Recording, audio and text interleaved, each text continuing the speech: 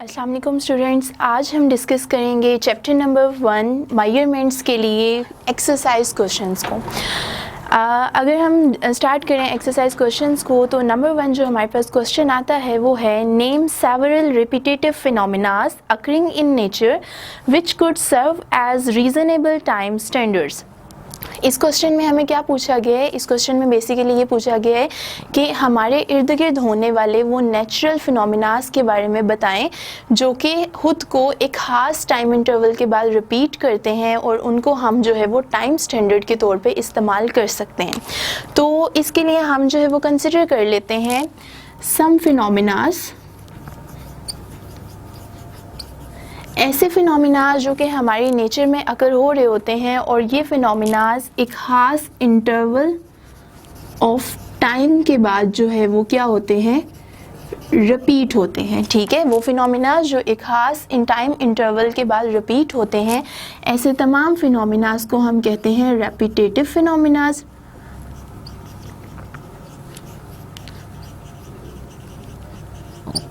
अब वो तमाम फिनोमिनास जो कि खुद को रिपीट करते हैं ख़ास टाइम इंटरवल के बाद, उनको हमने क्या कह दिया, रेपिटेटिव फिनोमिनास। तो हमें पता क्या चलता है कि जितने भी हमारे इर्द गिर्द होने वाले रेपिटेटिव फिनोमिनास होते हैं उनको हम यूज़ कर सकते हैं टाइम स्टैंडर्ड्स के तौर पे। अब इसके अगर एग्जांपल लेना चाहें तो हम कंसिडर कर लेते हैं वॉल क्लॉक के एग्जांपल। ठीक है, अब एक क्लॉक है हमारे पास, कंसिडर कर लें ये हमारे पास एक क्लॉक है।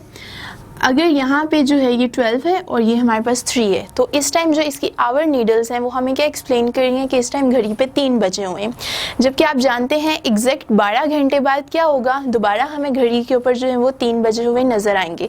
तो ये कैसा फिनोमिना है जो कि खास टाइम इंटरवल के बाद रिपीट हो रहा है और इस फिनोमिना को हम रेपिटेटिव फिनोमिना कहेंगे और इसको हम टाइम स्टैंडर्ड के तौर पर इस्तेमाल कर सकते हैं। तो हम जानते हैं कि हम क्लॉक को एक टाइम स्टैंडर्ड के तौर पर इस्तेमाल करते हैं। अब अगर हम इसके नेचुरली अकरिंग अपने इर्द गिर्द एग्जाम्पल्स कंसिडर करें तो उनमें हम एग्जाम्पल्स ले सकते हैं। लाइक आप कंसिडर कर लें motion of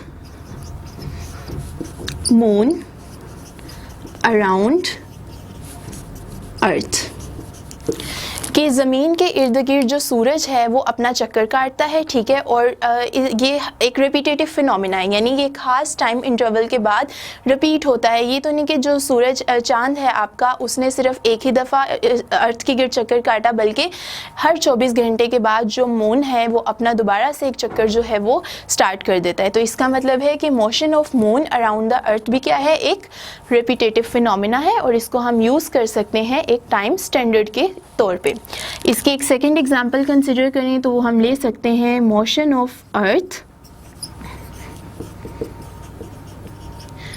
around its own axis.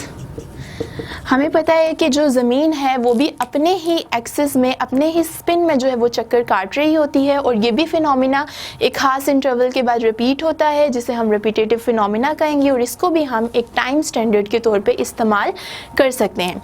इसके अलावा अगर हम और एग्जांपल कंसिडर करना चाहें तो हम कंसिडर कर लेते हैं यहाँ पे एक थर्ड एग्जांपल, और वो थर्ड एग्जांपल हम ले लेते हैं चेंज इन वेदर्स, यानी मौसम के अंदर जो तब्दीली आती है वो भी आपको पता है कि हर साल मौसम के अंदर तब्दीली आती है। तो ये भी एक ऐसा प्रोसेस है जो कि टाइम के साथ जो है वो चेंज हो रहा है। तो इस तरह, और जो अब टाइम के साथ अपने आप को रिपीट करता है, तो आप देखते हैं कि हर साल मौसम में कोई ना कोई जो है वो तब्दीली ज़रूर आती है। तो ये भी एक रिपीटेटिव फिनोमिना है और इसको भी हम टाइम स्टैंडर्ड के तौर पर इस्तेमाल कर सकते हैं। उसके अलावा एक और फिनोमिना की अगर बात करें तो एक बहुत कॉमन फिनोमिना है जिसको हम कहते हैं सनसेट और सनराइज़, यानी सूरज का गरूब होना और सूरज का उभरना। ये भी एक ऐसा फिनोमिना है जो कि ख़ास टाइम इंटरवल के बाद दोबारा से रिपीट होता है। जैसे हमें पता है कि रोज़ाना दिन होता है, रोज़ाना रात होती है और फिर अगले दिन यही फिनोमिनाज जो हैं वो चलते हैं। तो ये भी रेपिटेटिव फिनोमिनाज हैं और इनको भी हम टाइम स्टैंडर्ड के तौर पर इस्तेमाल कर सकते हैं। तो यहाँ पर हमने जो है वो 4 तरह के फिनोमिनाज लिख लिए जिनको हम जो है वो रेपिटेटिव फिनोमिनास कंसिडर करते हैं और इनको हम जो है वो टाइम स्टैंडर्ड्स के तौर पे इस्तेमाल कर सकते हैं। और ये है motion of moon around the earth, motion of earth around its own axis, third one is change in weather और fourth one is sunset and sunrise। तो ये था हमारा क्वेश्चन नंबर 1। अब हम चलते हैं क्वेश्चन नंबर 2 की तरफ। Give the drawbacks to use the period of pendulum as a time standard। इस क्वेश्चन में हमें क्या कहा गया है, इस क्वेश्चन में बेसिकली हमें बताया गया है कि जो टाइम पीरियड है सिंपल पेंडुलम का, ठीक है, उसको हम टाइम स्टैंडर्ड के तौर पे इस्तेमाल नहीं कर सकते, या अगर हम उसे इस्तेमाल करें तो उसके क्या क्या नुकसानात होंगे, क्या क्या ड्रॉबैक्स जो हैं वो हमें पता चलते हैं। तो उसको हम इस क्वेश्चन में जो है वो स्टडी करते हैं।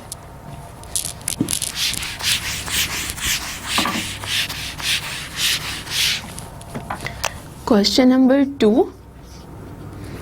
अब जैसे आपको पता है कि सिंपल पेंडुलम के लिए जो टाइम पीरियड होता है that is given by t is equivalent to 2 pi under the root l divided by g।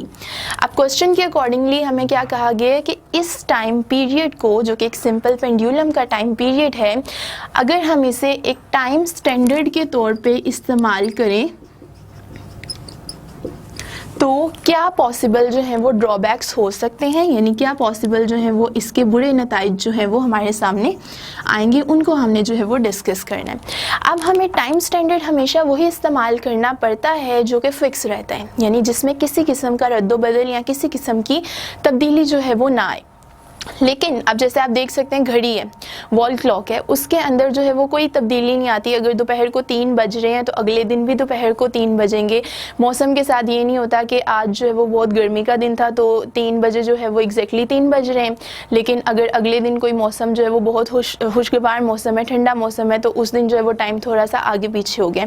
बल्कि वो एक आइडियल टाइम स्टैंडर्ड है जिसमें मौसम या हमारी एक्सटर्नल एनवायरनमेंट का कोई असर नहीं होता। जबकि जो टाइम पीरियड है अगर सिंपल पेंडुलम का देखें तो इसको हम आइडियल कंसिडर नहीं कर सकते। वजह क्या है कि जो हमारा टाइम पीरियड है वो 2 चीज़ों पे डिपेंड कर रहा है। एक ये डिपेंड कर रहा होता है लेंथ के ऊपर और दूसरा ये डिपेंड कर रहा होता है जी के ऊपर, यानी एक्सेलरेशन ड्यू टू ग्रेविटी। अब अगर आप ये देखें लेंथ जो है वो पेंडुलम की, अगर यहाँ हम एक पेंडुलम कंसिडर कर लें तो यहाँ से लेके यहाँ तक की जो हमारी स्ट्रिंग होती है उसकी लेंथ को हम सिंपली कह देते हैं लेंथ ऑफ द पेंडुलम, ठीक है।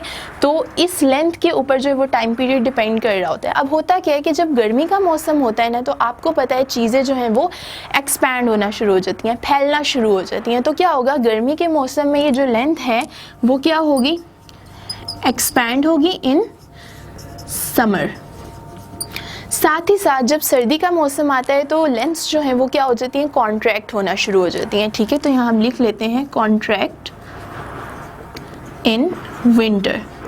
तो इसको हम एक टाइम स्टैंडर्ड के तौर पे तो इस्तेमाल नहीं ना कर पा रहे। क्या हो रहा है कि सर्दी के मौसम में लेंथ कुछ और होगी और गर्मी के मौसम में लेंथ कुछ और होगी, तो लेंथ यहाँ पे फिक्स नहीं रह रही, लेंथ यहाँ पे कांस्टेंट नहीं रह रही बल्कि वेरी कर रही है। तो इसका मतलब है अगर लेंथ वेरी कर रही है तो लेंथ के ऊपर ही टाइम पीरियड डिपेंड कर रहा है, तो टाइम पीरियड भी वेरी करेगा। तो जब भी कोई टाइम स्टैंडर्ड जो है वो वेरी करता है तो वो कभी भी एक वो आइडियल टाइम स्टैंडर्ड जो है वो नहीं हो सकता। सेम इसी तरह जो हमारा टाइम पीरियड है वो डिपेंड कर रहा है जी के ऊपर, और यहाँ जी क्या है, जी है एक्सेलरेशन ड्यू टू ग्रेविटी। अब आपको पता है कि एक्सेलरेशन ड्यू टू ग्रेविटी जो है वो डिपेंड करती है ऑल्टीट्यूड्स के ऊपर, यानी डिफरेंट हाइट्स के ऊपर जो है वो डिपेंड कर रही होती है। फॉर एग्जांपल अगर हम बिल्कुल ज़मीन के ऊपर खड़े हुए हैं, ठीक है, तो इस लेवल के ऊपर क्या होगा कि जो जी की वैल्यू है कुछ और होगी, ठीक है, क्योंकि एल्टीट्यूड यहाँ पे तो इतना नहीं है ना, हम बिल्कुल भी हाइट कवर नहीं की हुई, बिल्कुल जो है वो हम ज़मीन पे खड़े हैं, तो जी की वैल्यू कुछ और होगी जिसकी वजह से खास टाइम पीरियड की वैल्यू आ जाएगी। लेकिन अब अगर हम चले जाते हैं किसी नॉर्दर्न एरियाज़ में जहाँ पे माउंटेन्स मौजूद हैं और एक इंसान जो है वो इस माउंटेन के ऊपर जो है वो खड़ा हुआ है, तो माउंटेन के ऊपर खड़े होने से क्या होगा, कुछ ना कुछ जो है वो यहाँ पे उसके पास एल्टीट्यूड कवर हो जाएगा। तो एल्टीट्यूड के चेंज होने की वजह से acceleration due to gravity change होगी। एक्सेलरेशन ड्यू टू ग्रेविटी के चेंज होने से टाइम पीरियड के ऊपर जो है वो अच्छा खासा इफेक्ट आएगा। तो इसलिए हम कहते हैं कि हम सिंपल पेंडुलम के टाइम पीरियड को एक टाइम स्टैंडर्ड के तौर पे इस्तेमाल नहीं कर सकते। इसी के साथ हम चलते हैं क्वेश्चन नंबर 3 की तरफ। क्वेश्चन नंबर 3 है, why do we find it useful to have 2 units for the amount of a substance, the kilogram and a mole. ठीक है, क्वेश्चन हमारे पास बेसिकली क्या है, क्वेश्चन नंबर 3, इस क्वेश्चन में हमें ये बताया गया है कि जो हमारे पास अमाउंट ऑफ सब्सटेंस होती है उसके 2 पॉसिबल यूनिट्स हैं। ऐसा क्यों है? ठीक है, यानी अमाउंट ऑफ सब्सटेंस जो है कि अगर हमें किसी चीज़ की मेजरमेंट करनी है तो उसके 2 पॉसिबल यूनिट्स हैं हमारे पास। ठीक है, तो ऐसा क्यों होता है कि क्यों हमें अमाउंट ऑफ सब्सटेंस के 2 यूनिट्स जो है वो लेने पड़ते हैं, और वो 2 यूनिट्स जो है वो हमारे पास क्या है उनको देखते हैं। क्वेश्चन नंबर 3 में अमाउंट ऑफ सब्सटेंस, ठीक है, इसके जो है वो 1 यूनिट हमारे पास होता है किलोग्राम। ठीक है, और जो इसका सेकंड यूनिट हमारे पास आता है वो होता है मोल, जिसको हम इन शॉर्ट फॉर्म MOL लिखते हैं, और किलोग्राम को शॉर्ट फॉर्म में यानी उसके यूनिट की फॉर्म में kg से रिप्रेजेंट करते हैं। तो अमाउंट ऑफ सब्सटेंस के 2 यूनिट हैं। 2 यूनिट होने की वजह क्या है कि जो किलोग्राम होता है ना, वो हमारे किसी भी जो है वो बॉडी की मास की मेजरमेंट के लिए इस्तेमाल किया जाता है। फॉर एग्जांपल, अगर हम ये देखना चाहते हैं कि किलोग्राम का क्या इस्तेमाल है, तो किलोग्राम हमें बताता है अमाउंट ऑफ मैटर के बारे में। ठीक है, यानी अमाउंट ऑफ मैटर का क्या मतलब है कि किसी भी चीज़ के अंदर कितना मैटर है, कितनी एटम्स हैं, उसको हम बताएं ओवरऑल। ठीक है, कंप्लीट उसको जो है वो अगर हम बताना चाहते हैं तो उसके लिए यूनिट्स होगा किलोग्राम का। फॉर एग्जांपल, अब अगर आप एग्जांपल एक कंसिडर कर लें कि आपके पास 1 kg शुगर है। इस 1 kg शुगर को आपने किसी फिजिकल बैलेंस पे रख दिया, तो ये फिजिकल बैलेंस आपको क्या करेगा, कंप्लीट 1 kg शुगर की जो है वो अमाउंट ऑफ मैटर आपको बता देगा कि दिस इज जो है, ये जो है वो हमारे पास 1 किलोग्राम है। अगेन आप जो है वो कोई और पैकेट इस फिजिकल बैलेंस पे रखते हैं, लेट सपोज कि ये जो है वो 2.5 kg है, तो आपका जो फिजिकल बैलेंस होगा वो फौरी तौर पे आपको ये डिटेक्ट कर देगा कि कंप्लीट अमाउंट ऑफ जो सब्सटेंस है या कंप्लीट अमाउंट ऑफ जो मैटर है आपके इस बैग के अंदर जो कि शुगर से भरा हुआ है वो कितनी होगी, 2.5 kg होगी। सेम इसी तरह जो मोल है, मोल भी हमारे पास क्या है, एक अमाउंट ऑफ सब्सटेंस का जो है वो यूनिट आता है, लेकिन ये हमें बताता है नंबर ऑफ पार्टिकल्स के बारे में।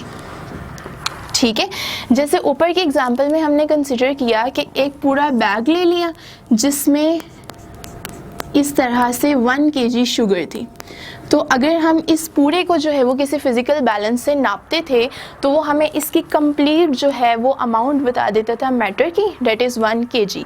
तो इसको हम रिप्रेजेंट करते थे किलोग्राम की फॉर्म में। लेकिन अगर हम अब ये कहते हैं कि इस पैकेट के अंदर जो शुगर मौजूद है उसके कितने नंबर ऑफ पार्टिकल्स हैं, तो उस चीज़ को जानने के लिए जो हम यूनिट बनाते हैं वो कहलाता है मोल। और इसके लिए एक आइडियल जो स्टैंडर्ड हमने कंसिडर किया हुआ है वो क्या है कि 1 मोल इक्वल होता है 6.022 इंटू 10⁻23 पार्टिकल्स के। यानी 1 मोल आपके पास कब बनेगा, जब आपके सिस्टम में 6.022 इंटू 10⁻23 पार्टिकल्स होंगे। तो ये जो 1 मोल है वो बेसिकली किस चीज़ के इक्वल होता है, ये इक्वल होता है एवोगैड्रोस नंबर के। ठीक है, तो ये हमारे पास जो है वो डिफरेंस है बेसिकली किलोग्राम में और दूसरी चीज़ हमारे मोल में। तो यहाँ पे हमने जो है वो अपनी एक्सरसाइज के question number 1 to question number 3 की जो है वो डिस्कस कर लिए हैं।